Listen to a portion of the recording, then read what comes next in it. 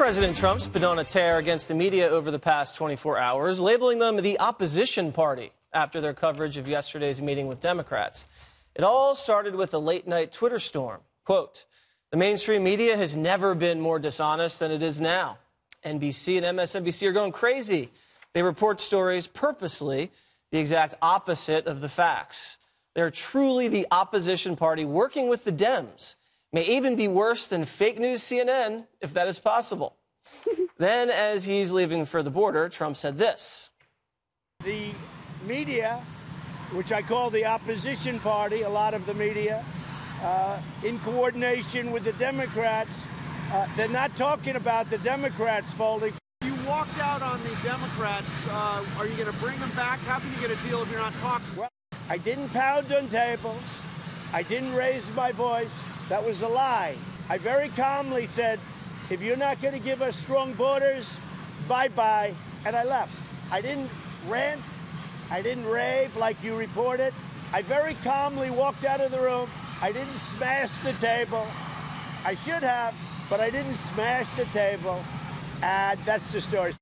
And while the media continues to try to trap Trump in a lie, CNN's Jim Acosta botched this attempted takedown of the president. Here are some of the steel slats that the president's been talking about right here. As you can see, yes, you can see through these slats to the other side of the U.S.-Mexico border. But as we're walking along here, we're not seeing any kind of imminent danger. There are no migrants trying to rush toward this fence here in the McAllen, Texas area. As a matter of fact, there are some other businesses behind me along this highway. There's a gas station, Burger King, and so on. But no sign of the national emergency that the president has been talking about. As a matter of fact, it's pretty tranquil down here. Pretty tranquil because walls work, Jim. I think you just made the president's point for him. Greg, that was paid for by the Donald Trump 2020 re-election campaign. Wow. I mean, he's at a spot at a wall and says, see, there's no problem here. He may be dumber than we initially thought, which says a lot. Or I'm thinking this could be a really long prank. Like, you know, Andy Kaufman, when Andy Kaufman pretended to be this character all the way till his death. I think that he is playing this role. And by the way, it's amazing. Look, the media has no credibility on this issue because just weeks ago, they called this a humanitarian crisis, right? There were people rushing the border. There were caravans. There were people dying. They're suffering. And then when Donald Trump agrees and says this is a humanitarian crisis, they turn into this mocking tone. What crisis? It's manufactured. There's no crisis here. Look at this wall. I mean, they are the biggest hypocrites. It is hard not to despise. It's hard to like them. It's easy to despise them. The problem is that Obama called this a humanitarian crisis. Trump tweeted that out, and the media is on record so many times as having defended him and so many times as having come in to defend Chuck Schumer and all those Democrats that voted for border security, that now they're panicked about how they can flip that now to hate Trump for espousing the very same things that all those Democrats did that the media backed them up on. That's their problem. I don't get that at all. But they are. They absolutely are. So the media, you have all of them gathered down there to look at the photo op here, and you have the Border Patrol, and they make an announcement that 90% of the traffic comes in this sector where there's no barrier, okay? Only 6% of the traffic comes where there is a barrier. You'd think the media would take an expert opinion like this and maybe write it down in one of their news stories and show, hey, the experts on the ground say walls work. No, that's how you distort numbers.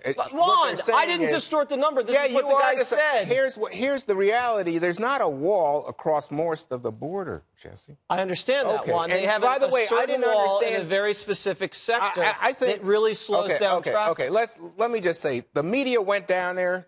The president himself, and I think a lot of the anger at the media came from the session with anchors that was supposed to be off the record. New York Times reports the president said he didn't want to give the speech on Tuesday night. He didn't want to go to the board, didn't see the purpose, and then pointed at the people behind him, Kellyanne Conway, Sarah Huckabee Sanders, Bill Shine, and said, these people think it's a good idea. Apparently he didn't. But here's the reality. You have a situation now. They violated the off the record. Also, then, if you know what, I thought this was the most transparent president ever. Have it on the record, You Mr. guys certainly President. mind read enough. Oh, It seems my like God. you think you know exactly what he's thinking at every time. No, he but if didn't want to says it- go. Who Wait, cares? Hey, all right, Who so he cares? didn't. So then he retweets. What's he retweet? He doesn't retweet the media. He repeats, All right. retweets Brad Pascal, Don Bongino, Charlie Kirk. But you It's like realize he's what in you're the talking conservative about? echo chamber. Okay, yeah, okay. So Trump is active on social media. Thank you, Juan. Dana. Yes. So Jesse. you have these off-the-record things, and then you go down there for this opportunity to showcase the border. The media is following along. Do you think this is going to make any impact with the press whatsoever? Well, one, the thing about the off the record being violated, I don't think it was that egregious necessarily. I would not like it if it happened to me, but I also would not be surprised if there weren't other people who were calling Maggie Haberman, the New York Times reporter, and telling her that exact same thing. Because we know this is what happens. The White House will say, that's not true, and then 3 months later you find out, oh, that is exactly what happened. On the fact that the media, how did we find out today that the Democrats have cracks in their coalition? I read that in a Politico piece today because the reporters are out there doing their jobs. It's like, it's not all fake news. Like, some of the reporting has actually been pretty good.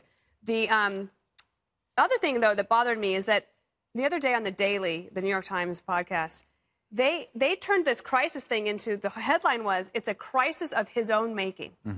Right? Because they said he changed the asylum rules and how you apply for asylum, so that's why all these people flooded the border. But that doesn't, if you go back to, as Jedediah was saying, in the Obama administration, remember when that was a humanitarian crisis, they didn't say that was Obama's own making. Right. And so that is a frustrating thing because there's clearly a bias there or an unwillingness to look back and do a fair comparison. Also, the Mexican drug cartels and all the drug trafficking and what's going on in Mexico is also not that's not Trump's fault. He needs to broaden this discussion. People don't like the term wall. He needs to talk about, yes, he needs to talk about barriers, but he also needs to talk about going after these cartels. He needs to talk about problems he has with the State Department that wants diplomacy all the time and doesn't prioritize going after these cartels. And he needs to talk about the humanitarian crisis that Democrats have been making that case for years, and the media backed them up. That needs to be the priority, not just the fence. All right.